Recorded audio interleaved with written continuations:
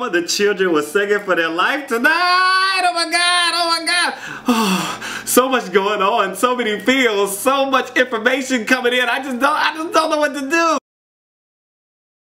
Hey fam, what's up, what's up, what's up? This is Robert Anton here, robertantonnyc.com, coming to you with your no frills, the voice commentary from a singer.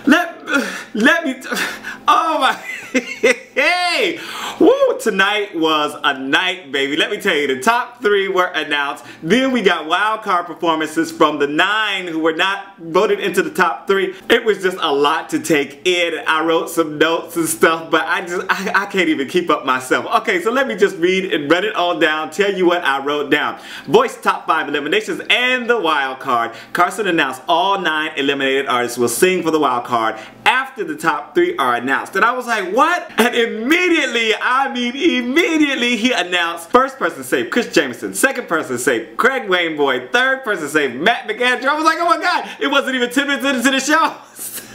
I was like, they should do all the shows like that. Just and then do performances afterwards, you know. Probably nobody would stick around.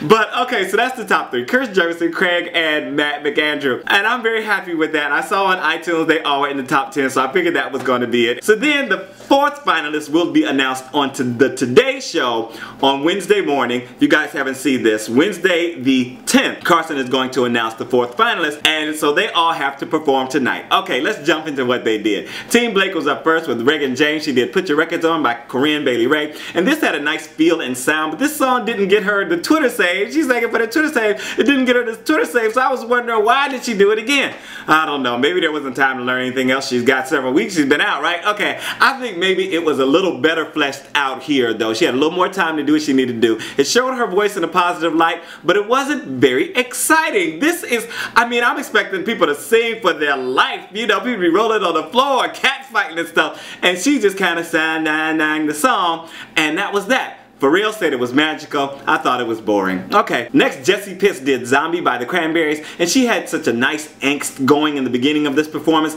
and it fit her voice very well. Though I missed some of the razor edge of the vocal on the sound. Her voice was actually smooth and soothing on this, and I was kind of like, I don't know what it just wasn't giving me that everything that I needed. Gwen said she could see her doing a record like that. Great, it's good for a record, but you are competing at a competition. Come on here, bring a song that's gonna show what you've got. And they're going pretty much by team. So TeamGwen was up next with Ryan Sill. He did Marry Me by Train. And Ryan's voice surely has grown on me. I like the begging of this, but he got a little muddy every time he sang the title refrain, Marry Me. And that was in his lower part of the voice. So I think it was maybe like on his break or something. It seemed like it was just in a bad place in his voice until he did go up higher to do it in his range, and it sounded fine. I liked him singing to the girls, how he ended out. You know, he's very personal, nice sweet moment with him and a female.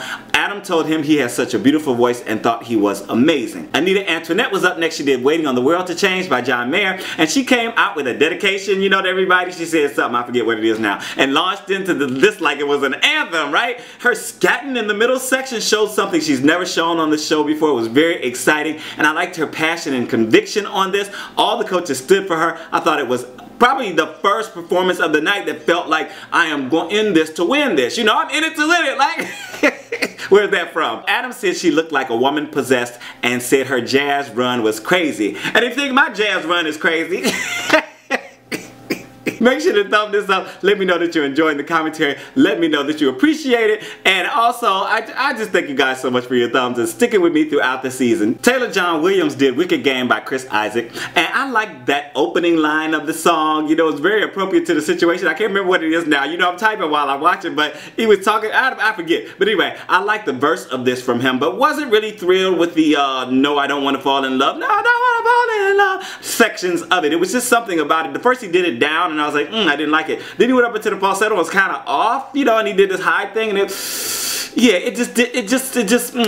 just wasn't on. It wasn't solid. And his last note was solid, but the rest of it I just Blake said he didn't see that melody change coming and said he has a way of putting his ideas into motion. Pharrell said he's really an artist. So TeamAdam was up next with Damien. He did Grenade by Bruno Mars, and he had a lot of attitude coming out on this and was over enunciating the words directly into the audience. I felt so like this was going out to like the greater audience, to everybody, saying, you know, I would do this this for you, I would do that for you, but you won't do it for me, saying they didn't vote him in, right? The vocal was good and his conviction and emotion was off the chain. I was really enjoying it. Another one that I thought was actually singing for the wild card. Pharrell said the amount of control he has is amazing. Gwen said she believes every single note that comes out of him. Then TeamPharrell, we had Sugar Joans. She did Back to Black by Amy Winehouse. And this was a good fit for Sugar's style of vocal, and her voice just soared on it. Her low tones were gorgeous, her runs were on point, and her high notes, they weren't offensive. And I wrote that because,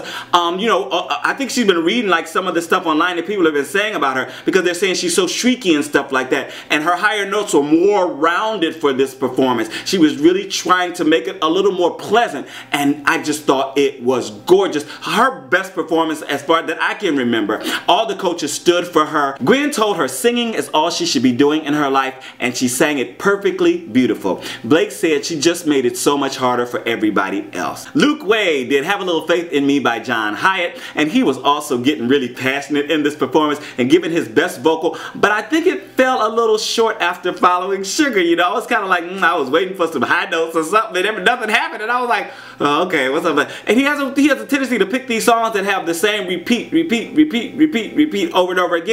And I was like, we need to have something to I don't know. I really wasn't feeling, I guess, the song choice and the way that it was put across. And I don't know if he's hoarse, but I kind of felt like it, or it seemed like it. He just wasn't giving any, you know, dynamic range, even though the emotion was there, the passion was there. It's just the vocal dynamic wasn't there. Adam said Luke Wade found Luke Wade again. Blake told him he was happy to see him back in control. And last we had DaNica, Shirey, and the pimp spot. She did Without You by Mariah Carey, and she got the pimp spot for a reason. I was hoping that she was gonna blow the roof off the place. I'm telling y'all, I was like, oh my gosh, she is gonna sing down the house. So this was a great vocal, as she always delivers, and I love the passion and emotion she infused into the short performance. It was just too short. I was like, oh my god, it was over before I knew it. And she was really doing some nice stuff, and she was really connecting to the lyric and showing that she really wanted this. I really enjoyed it. Blake and Pharrell stood for her. Carson announced special duets with the coaches